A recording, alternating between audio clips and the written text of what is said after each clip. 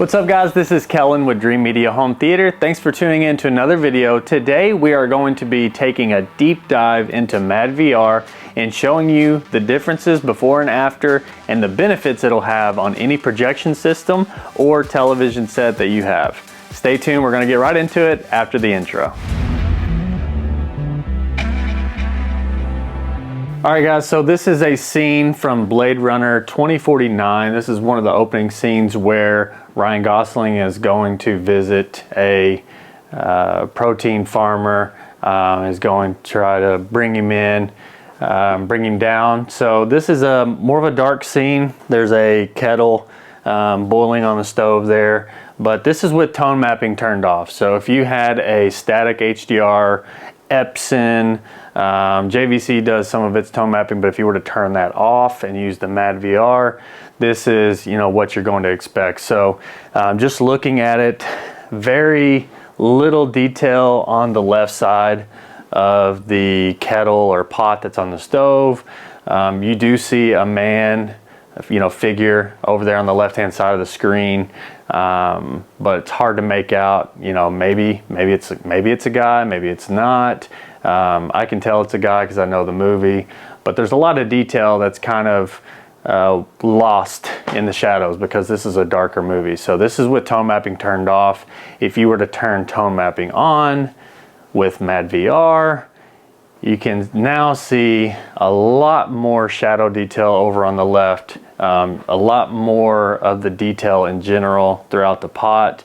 The highlights have now been brought up as well. So the overall image is now tone mapped properly and a lot more detail is retained in the image. I'll go ahead and turn it back off. You can see even the faucet over there on the right side is a little faded, a little washed out, just lost in the shadows. Again, all the highlights on the guy over here on the left. It's hard to make out anyways because it's out of focus, but you can see a lot more shadow detail with tone mapping turned on right there. So this is going to be another scene. This is Ghostbusters Afterlife. This is the newer or the newest Ghostbusters, but this is pretty much at the very beginning opening scene of the movie. You have kind of a rocky formation down at the bottom, then you have a storm brewing overhead. So this is with tone mapping turned off.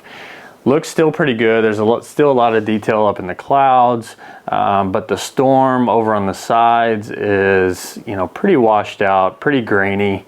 This will kind of show off. Hopefully we can get this on camera, but I'll try to explain what I'm seeing. But there's a lot of grain and noise over on the far left in the darker parts of the clouds and things. But let's turn tone mapping on and you can see a lot of the highlight and detail in the main clouds in the center of the screen is brightened up, tons more detail. Go ahead and turn it back off real quick. A lot more color saturation is being retained and brought back into the image.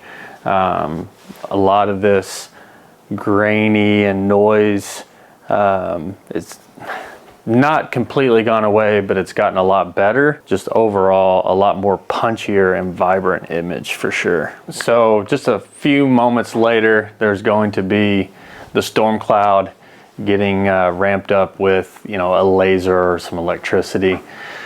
This is with tone mapping turned off.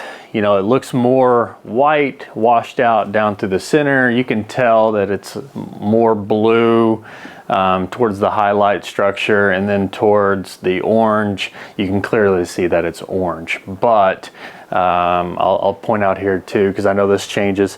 Down here in the rock formation, there's a lot of detail that's just completely lost. It's not really there due to the contrast. But if we turn the tone mapping back on, now we can clearly see that the lightning bolts over here are more of a blue. These are going to be, back before it looked just more like a linear strike with a light laser. Now you can clearly see that the linear north and south is orange, and then you actually have two spiraling blues going up around it.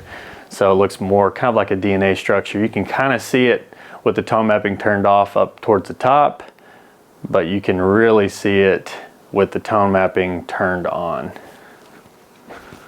And a lot more color saturation and a lot more details brought back into the image. So we're about 50 minutes into Afterlife now. This is where the kiddos are trying to get the Ghostbuster gun activated and working. This is with tone mapping turned on. So you can see the highlights, cloud detail up in the sky looks great. The blue color saturation, the trees, you know, the tanks in the background here. And then obviously we have some, you know, specular highlights with the laser hitting their target over here on the left, and then we have the laser firing over on the right hand side. We have the orange streak with that blue spiraling structure all throughout. This is with tone mapping turned on. Let's go ahead and turn it off. You can clearly see an absolute just color saturation loss, contrast recovery.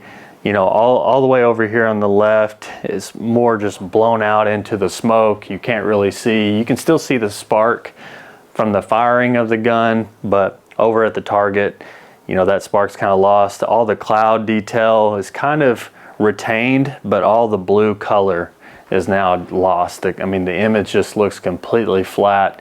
And then when you turn on the tone mapping, it's just a whole nother story. I mean, the color is restored.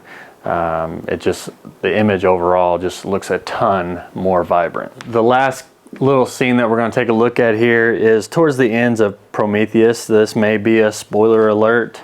So if you haven't seen the movie, you may not want to watch this demo, but towards the end, they're trying to stop the ship from destroying and taking off, and there's a lot of detail and specular highlights that are happening all throughout the space. So I'll kind of just let this roll as a scene, and I'll continually toggle it on and off, because you'll be able to clearly see, you know, when I have it off and clearly have it turned on. So for instance here, you can see a lot of planetary solar system type of galaxy mapping around this, you know, particular weapon.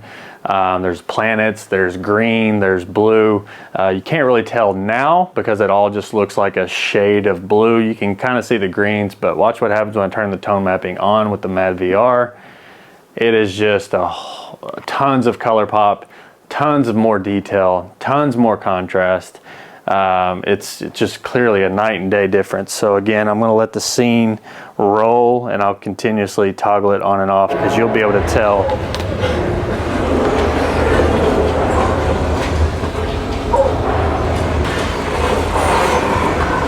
Looks a little faded. You can tell the lasers on her helmet are yellow, but so this is with tone mapping off. This is with tone mapping back on. A lot of blue, a lot of detail.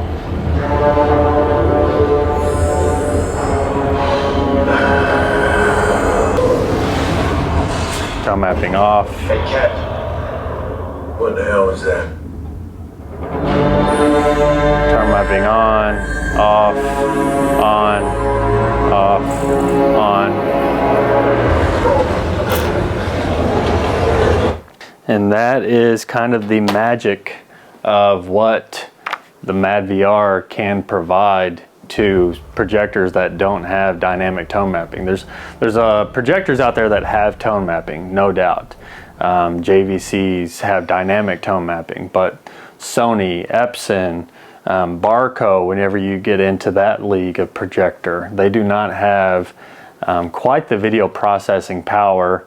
You know, the JVC has a little bit with their dynamic tone mapping and picture processing. It's probably the best out there that's internally built into the projector, but you can still benefit greatly from having external video processing from MadVR, and those are just some quick examples of what you would expect through all content. All right guys, that's gonna wrap it up for today's video. I hope you enjoyed taking a look at the MadVR and its benefits to any projection system. If you have any other questions on how the MadVR may work, feel free to leave them in the comments down below, or feel free to reach out and talk to one of our sales associates. We'd love the opportunity to earn your business and walk through your room and any products that you may have questions on. That's gonna wrap it up for today. I hope you enjoyed it. This is Kellen with Dream Media. We'll catch you in the next one.